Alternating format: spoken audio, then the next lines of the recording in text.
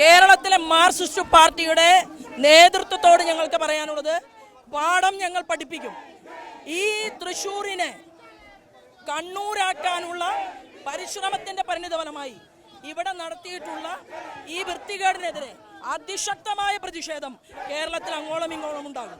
Voter പട്ടികയുമായി ബന്ധപ്പെട്ട് പലതരത്തിലുള്ള ആരോപണങ്ങളുമായിട്ട് ഇവർ രംഗത്തെത്തുകയാണ്. അതിനെങ്ങനെയാണ് ശ്രീമാൻ സുരേഷ് ഗോപി മാർക്സിസ്റ്റ് പാർട്ടിയുടെ സംസ്ഥാന സെക്രട്ടറി ഗോവിന്ദൻ മാഷ് പറയുമ്പോൾ പ്രതികരിക്കാനുള്ള ആളല്ല.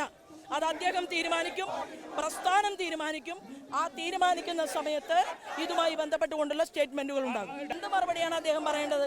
അദ്ദേഹം രാജ്യത്ത് പണിയെടുക്കുന്നുണ്ട്, രാജ്യത്തെ വിവിധങ്ങളായ സംസ്ഥാനങ്ങളിൽ യാത്ര ചെയ്യുന്നുണ്ട്. ഒരു മന്ത്രി എന്നുള്ള രീതിയിൽ 100-ൽ 100 മാർക്കും അദ്ദേഹത്തിനുണ്ട് എന്ന കാര്യത്തിൽ തർക്കമില്ല.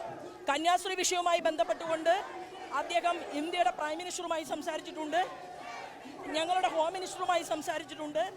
ഇവിടുത്തെ കന്യാസ്ത്രീ അമ്മമാരോടും അതുപോലെ തന്നെ ഉന്നതരായിട്ടുള്ള ബിഷപ്പ് ഉൾപ്പെടെയുള്ള ആളുകൾക്കും ആ വിഷയത്തെക്കുറിച്ച് വ്യക്തമായിട്ട് അറിയാം.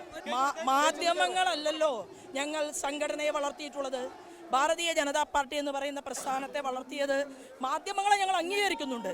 എന്നാൽ അപമാനിക്കാനും അവഹേളിക്കാനും ശ്രമിച്ചാൽ പ്രതികരണം ഉണ്ടാകുമെന്ന് മാത്രമേ ഉള്ളൂ.